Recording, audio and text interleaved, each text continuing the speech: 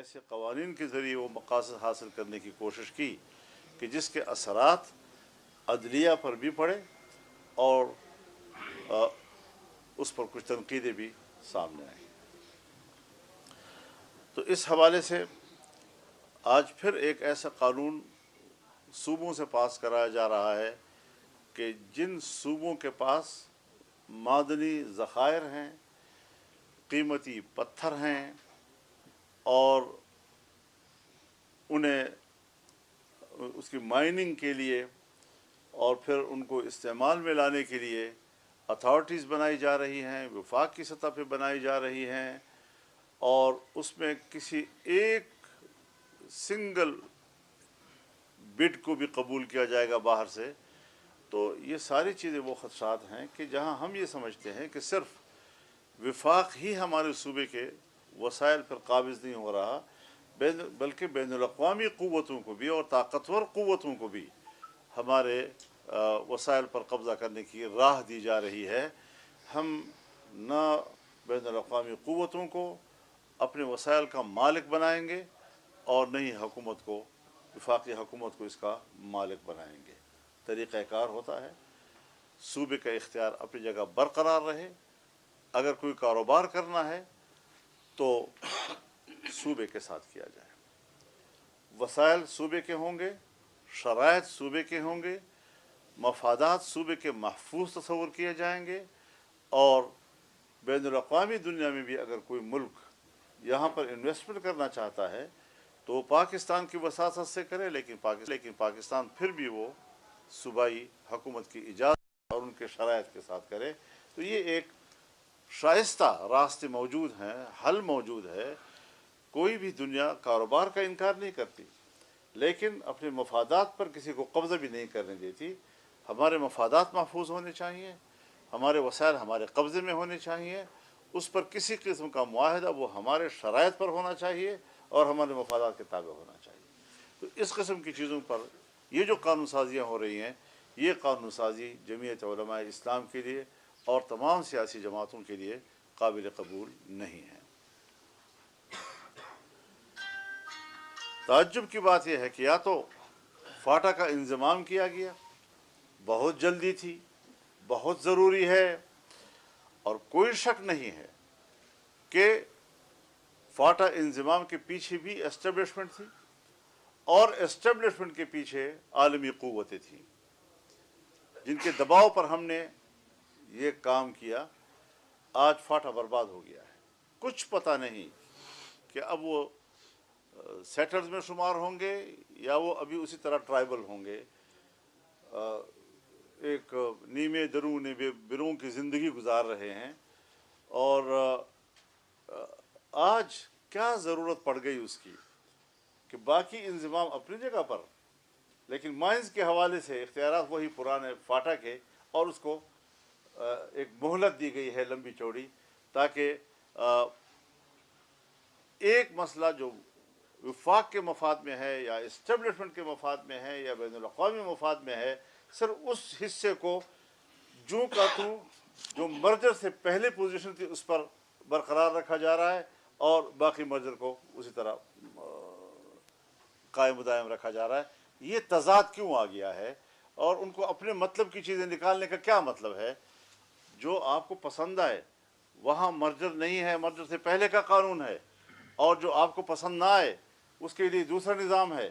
تو اس طرح نظام میں جو تذبذب ہے وہ اس سے ملک کو یہ لوگ نکالنا نہیں چاہتے، اور اس کا ناجائز فائدہ اٹھانے کی کوشش کر رہے ہیں، جو کسی طریقے سے بھی انشاءاللہ کامیاب نہیں ہونے دیا جائے گا۔ اسی طریقے سے ایک دوسرا اہم مسئلہ افغان مہاجرین کی جبری انخلا کا ہے۔ میں آپ کو بتا دینا چاہتا ہوں کہ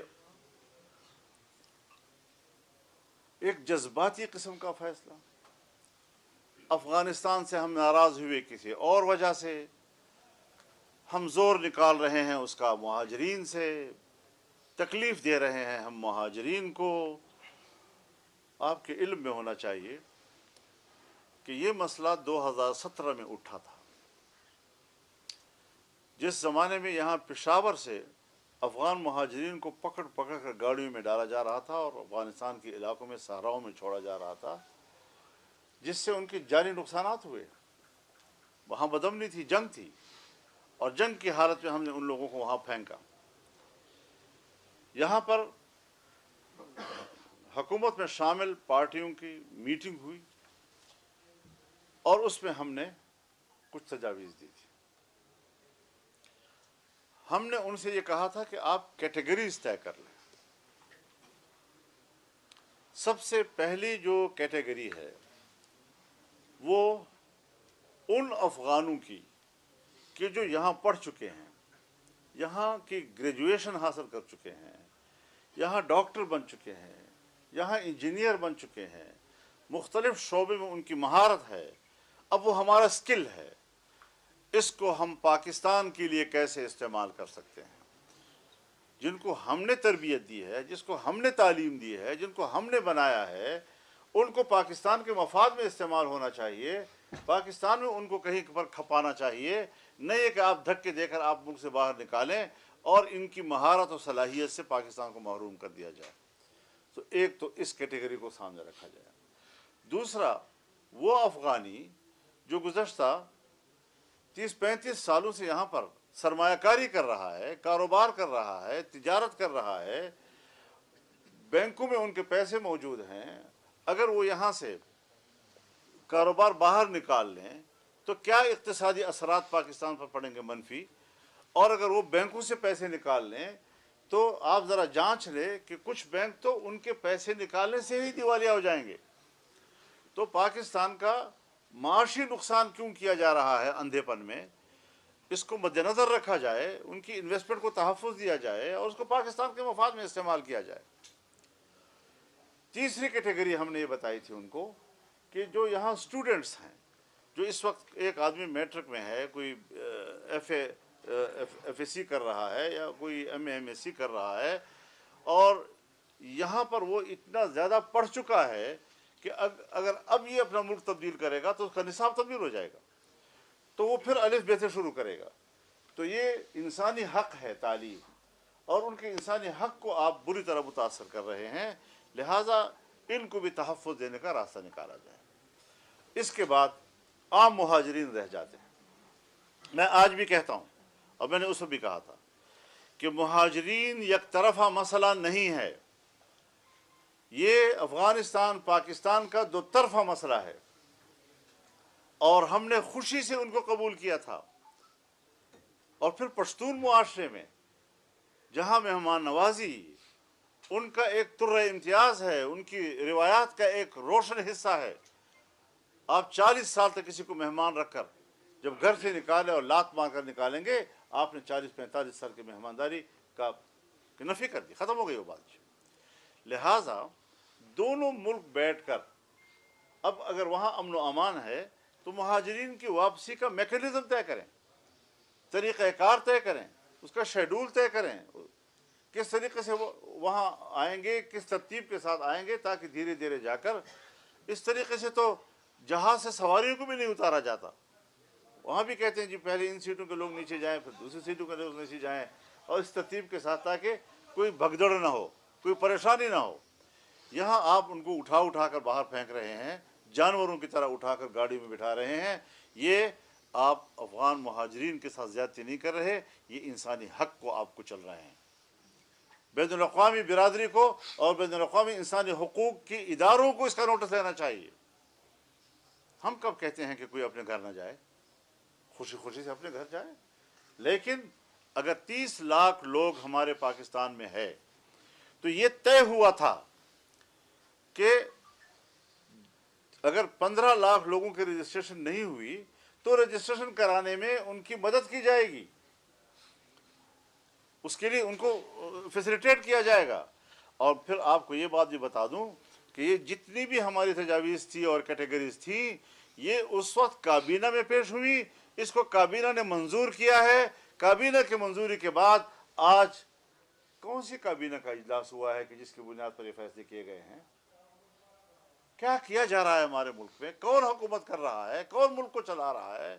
کوئی اصول، کوئی ضابطہ، کوئی اخلاق، کوئی تدبیر کار، کچھ بھی تو یہاں نہیں ہے۔ لہٰذا یہ طریقہ کار، اگر ہم افغانستان سے ناراض ہیں بات کریں۔ ابھی میں نے آج خبر پڑھی ہے، کچھ ان کے وفود آ رہے ہیں، کچھ ہمارے وفود جا رہے ہیں، اچھی بات ہے، بات چیت سے معاملات طے ہوتے ہیں۔ ہم نے بھی ان سے مذاکرات کیے ہیں، میں تو الیکشن سے پہلے گیا، 1 ہفتہ گزارا، کامیاب ہو کر واپس آیا۔ اب حکومت کیوں اتنی نااہل ہے کہ جو کچھ ہم نے طے کیا تھا اس کو صحیح طور پر فالو نہیں کر سکی، اس کو دوام نہیں بخش سکی، اور معاملہ خراب ہو گئے ان سے؟ تو کچھ اپنی نااہلیتوں پر بھی ہمیں گریبان میں جھانک کر سوچنا چاہیے، صرف یہ نہیں کہ ساری غلطیاں جو ہے وہ دوسرے کے سر پہ آپ تھوپتے رہیں۔ تو یہ ساری چیزیں نیگوسیشن سے طے ہو سکتی ہیں، اور ہمیں مذاکرات کا راستہ اختیار کرنا چاہیے۔ اس حوالے سے یک طرفہ طور پر اس طرح کے بین الاقوامی معاہدات اور ہمارے جو روایات ہیں ان کو آپ رونتے چلے جائیں اور کہیں کہ جی ہم تو پاکستان کے لیے کر رہے ہیں۔ پاکستان اچھے کردار سے نیک نام ہوگا۔ اس طرح کے کردار سے پاکستان کو آپ بیرونی دنیا میں کوئی اچھا نام نہیں دے رہے ہیں۔ پھر تیسری بات یہ کہ جو اس وقت صوبے میں بد امنی ہے، اور اس میں جو علماء کرام کو، سیاسی کارکنوں کو نشانہ بنایا جا رہا ہے، اس حوالے سے بھی ایک انتہائی تشویشناک صورتحال ہے۔ اس وقت ریٹ ختم ہو چکی ہے حکومت کی۔ ہمارے جو ایک تو دریائے سندھ کا مغربی کنارہ تقریباً اول تا آخر اس ساری صورتحال سے دوچار ہے۔ جنوبی اضلاع خاص طور پر اس وقت اس کی زد میں ہے، اور بہت سے علاقوں پر تو اب حکومت نام کی بھی کوئی چیز نظر نہیں آ رہی ہے۔ بلوچستان کی یہی صورتحال ہے، وہاں پر بھی کوئی ریٹ حکومت کی موجود نہیں ہے۔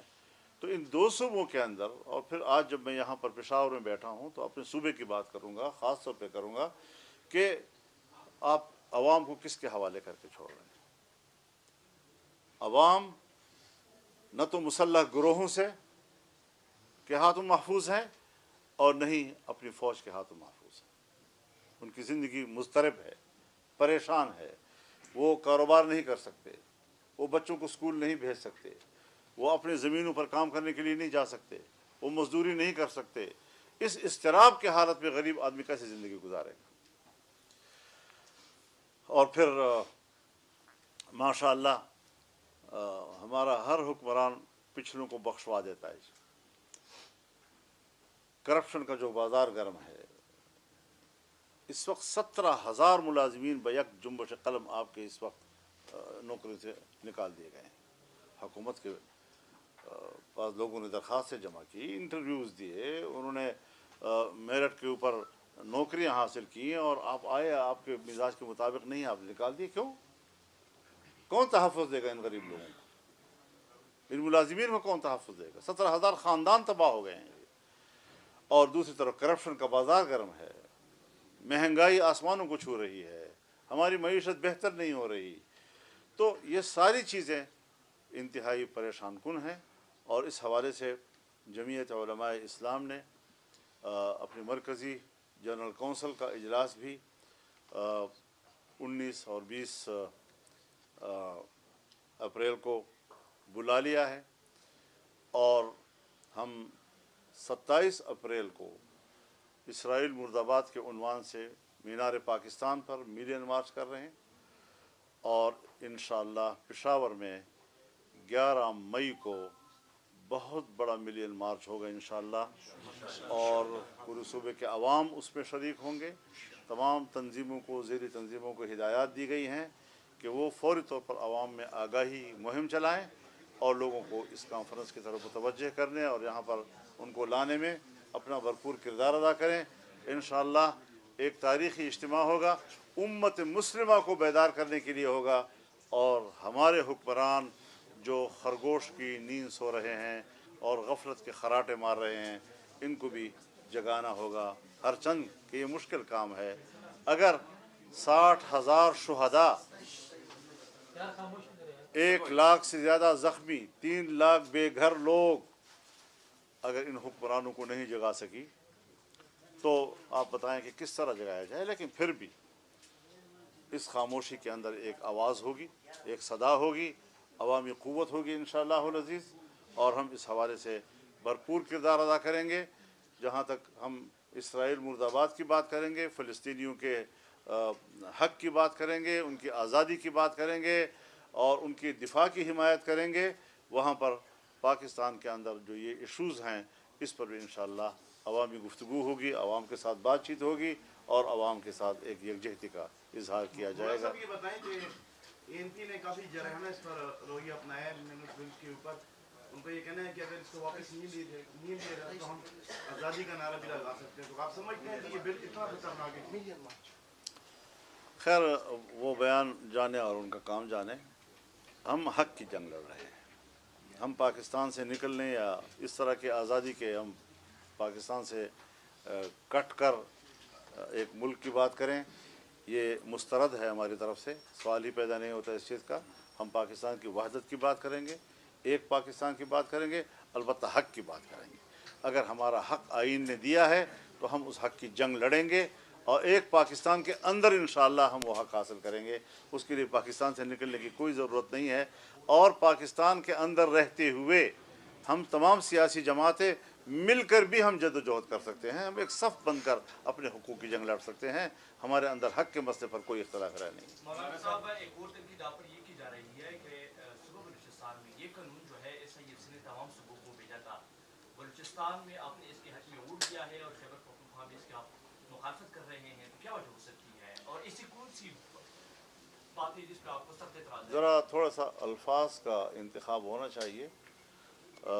آپ تو صحافت کی دنیا میں ایک ہی لفظ جانتے ہیں، جہاں جمعیت کا کوئی آدمی غریب کچھ میں بھی غلطی کر لینا تو آپ اس فرد کا نام نہیں لیں گے JY نے ایسا کر دیا۔ JY نہیں کیا۔ بات یہ ہے کہ نہ تو ہماری پارٹی وہاں پر اس کے حق میں ہے، اور میں آپ کو اپنی تاریخ بتاؤں، یہ جو الیکشن سے پہلے PDM کی حکومت تھی، ہم حکومت میں شامل تھے، اس میں ہماری منسٹریاں تھیں، اور جب ریکوڈیک کے حوالے سے وہاں قانون سازی کی بات آئی تو JUI نے راستہ روکا ہے، کیبنٹ سے واک آؤٹ کیا، اسمبلی میں ووٹ دینے سے انکار کیا، اور بالآخر حکومت کو پیچھے ہٹنا پڑا۔ ہم وہ لوگ ہیں کہ صوبوں کے حقوق کے لیے اس حد تک جاتے ہیں۔ اب بات یہ ہے کہ آپ لوگ اسمبلی میں جو چیز لاتے ہیں اور پھر جب وہ کمیٹیز میں جاتی ہیں اس میں آپ ہائی لائٹ کچھ اور کرتے ہیں، ممبران کے سامنے زیر بحث آپ کچھ اور نکات کو لاتے ہیں جو بڑی مثبت قسم کی اور بے ضرر قسم کی ہوتی ہیں، پیچھے ان کے کوئی ناک چھپا ہوا ہوتا ہے۔ تو بعض دفعہ کسی ایک ممبر کے نوٹس میں وہ نہیں آتی وہ بات، تو یہ ایک ممبر کی غلطی ہو سکتی ہے، لیکن ہم نے صوبائی جماعت کو کہا ہے کہ اس کی پوری تحقیق کرے، ایک ممبر نے بھی یہ غلطی کیوں کی ہے اور اس نے ایسا کام کیوں کیا ہے۔ لہذا جمعیت علماء اسلام وہاں پر صوبے میں ہو یا صوبے کی پارلیمانی پارٹی ہو یا صوبائی جماعت ہو یا مرکزی جماعت ہو، سب ایک پیج پر ہیں، اور اگر کسی فرد کی غلطی ثابت ہوئی کہ اس نے عمدن کی ہے یا غیر ارادی طور پر کی ہے تو جماعت اس کے خلاف ایکشن لے گی۔ یہ اعلان ہو چکا ہے، یہ فیصلہ ہو چکا ہے ہمارا، لہٰذا اس پر کام ہمارا ہو رہا ہے۔ کبھی بھی اس کو جمعیت علماء اسلام کا ایکٹ نہ کہیے، کبھی بھی جمعیت علماء اسلام کا عمل سے تعبیر نہ کیا جائے، بلکہ ایک فرد کی۔ ایسا نہیں ہے خدا نخواستہ کہ ایک صوبائی حکومت پوری جو ہے وہ تو بل پیش کر رہی ہے اور پارٹی کہتے ہیں مخالف ہیں اس کے، تضاد اس کو کہتے ہیں کہ پوری صوبائی حکومت جو ہے بل پیش کر رہی ہے اور پوری پارٹی کہتے ہیں یہ غلط ہو رہا ہے۔ تو اس چیز کو بھی مد نظر رکھا جائے کہ اس کے ساتھ موازنہ نہ کیا جائے۔ ہماری ایک پوری تاریخ ہے، ہم نے PDM میں رہ کر لڑائی لڑی ہے اور حکومت کو پیچھے دھکیلنے پہ ہم نے مجبور کیا ہے۔ مولانا صاحب یہ بتائیں کہ یہاں جو صورتحال ہے، خود PTI کے بھی کچھ ممبران ہیں جو اس بل کی مخالفت کر رہے ہیں، لیکن حالات ایسے دکھائی دے رہے ہیں کہ بل پاس ہوگی مائن اینڈ مینرل کے حوالے سے، تو کیا اگر بل पास होगी क्योंकि अक्सरियत उनकी, तो अवामी सतह पर जमीयत उलमा इस्लाम या दूसरी सियासी जमात ने कौन सी रायअमल बनाने के लिए मदद करेगी? हम दूसरी पार्टी से भी रब्ता करेंगे और सूबे के तमाम जमातों को एक पेज पर लाएंगे और ख़ुद भी अवाम में उतरेंगे। इस पर कोई कंप्रोमाइज़ नहीं हो सकता। तरीक़ाकार जायज़ होना चाहिए। जायज़ तरीक़ों से हम तिजारत का इनकार नहीं करते। जायज़ तरीक़ों से हम कारोबार जिसमें हमारा हक़ महफूज रहे, हमारा इख्तियार महफूज रहे। तो अगर हमारा इख्तियार भी महफूज रहता है और हमारा हक़ भी महफूज रहता है तो वो मुस्बत रास्ते तलाश की जाएँ। नहीं ये कि पीठ पीछे आप चुरा घोंपें और आप डाका डालें और हमारे हक़ पे डाका डालकर आप उसको छीन लें और हमें उससे महरूम कर दें। ये इस पर कंप्रोमाइज़ नहीं हो सकता। मौलाना साहब ये बताइए कि जेयूआई ने मुख्तलिफ इशूज़ पर धरने दिए, मार्च किए, तो इस बिल और इसी तरीके से खैबर पख्तूनख्वा में जो बदअमनी है इस पर धरना कब देने जा रही है? सवाल आपका ठीक है लेकिन जवाब अभी मुश्किल है क्योंकि हमारी पार्टी के इजलास हो रहे हैं और पॉलिसी फैसले उन्होंने करने हैं और होंगे इंशाल्लाह। मौलाना साहब फ़लस्तीन में जो हो रहा है उसके हवाले से जहाद की बात हो रही है यहाँ पर, लेकिन हमें जो नज़र आ रहा है कि कोई बोतलें तोड़ रहा है, कोई रेस्टोरेंट्स पर हमले कर रहे हैं। ये जहाद किस तरह होगी और किस पर फ़र्ज है, थोड़ी सी वजाहत। उम्मत मुस्लिमा पर फ़र्ज़ है और उम्मत मुस्लिमा पर फ़र्ज़ होने के तरीक़ाकार है कि जो वहाँ मुल्क के शहरी हैं उन सब पे वाजिब हो गया। जो करीब करीब हैं और सरहदात साथ मुत्तसिल हैं वहाँ के लोग पहुँच सकते हैं, फिर उसके ऊपर फ़र्ज़ है। और अगर कोई दूर है और वहाँ नहीं पहुँच सकता तो वो माल के ज़रिए से भी पैसे की मदद भी कर सकते हैं उनकी, और उनकी सियासी मदद भी कर सकते हैं। जिस तरह हम मुल्क में मुजाहरे भी कर रहे हैं उनके हक़ में, ये आवाज़ उठनी चाहिए। किसी सतह पर उनके इस जिहाद में शरीक होना चाहिए, चाहे वो बराह रास्त मोर्चे में बैठ कर हो, चाहे माली ताउन की सूरत में हो, चाहे वो सियासी ताउन की ज़रूरत में हो, लेकिन वो ताउन हर सूरत पर हर शक्ल में होना चाहिए। जिहाद एक अम्र शरी है, वो मुसलमान हैं और नबी करीम सल्लल्लाहु अलैहि वसल्लम फरमाते हैं अल मुस्लिम अखुल मुस्लिम ला यज़लिमुहु वला युस्लिमुहु। मुसलमान मुसलमान का भाई है जो न खुद उस पर जुल्म करता है और न किसी दूसरे के जुल्म के सपुर्द करता है। मौलाना साहब, पीटीआई की सूबाई हुकूमत माइनस एंड मिनरल्स एक्ट को बारगेनिंग के लिए इस्तेमाल कर रही है ताकि माली पीटीआई की मुश्किलात में कुछ कमी हो। अगर ये बिल मंजूर होता है तो कोई मुश्किलात कम होती नजर आ रही हैं आपको अडियाला जेल में? मैं ज़रा एक नामुनासिब बात करना चाहता हूँ, माफ़ फरमाइए मुझे मुझे तंग ना करो ज़्यादा, मैं नामुनासिब बात करना चाहता हूँ। पीटीआई वाले भी नाराज़ ना हो, वो मेरे दोस्त हैं आजकल। देखिए, पीटीआई ने परवेज़ खटक साहब को वज़ीर आला बनाया। आज वो पीटीआई का है या एस्टेब्लिशमेंट का है? पीटीआई ने महमूद खान को वज़ीर आला बनाया। अब बताएं कि वो पीटीआई का है या एस्टेब्लिशमेंट का है? पीटीआई ने उस्मान बुज़दार को वज़ीर आला बनाया। अब बताओ कि वो पीटीआई का है या एस्टेब्लिशमेंट का है? आगे मैं नहीं जाता, क़ियास कुंज़ गुलिस्तान में बाहर करा।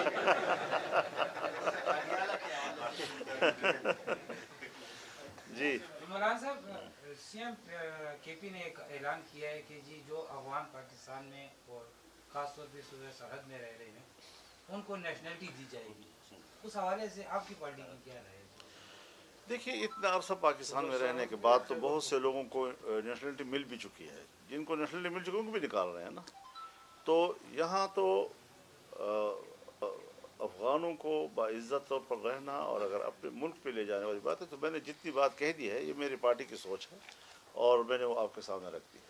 मौलाना साहब, ये जो मिनरल बिल है इसके हवाले से जो सियासी जमातें हैं सूबे में वो क्या इकट्ठे बैठ के इस पर जो है अगले कल अमल बनाने का कोई प्लान है? क्योंकि अवामी नेशनल पार्टी ने भी इस तरह इशारा किया कि इस पर हमने मिल बैठ के काम करना चाहिए। इस तरह का कोई प्लान नज़र आपको आ रहा है कि बैठ के अमली तौर पर तो फ़िलहाल अभी तक कोई ऐसा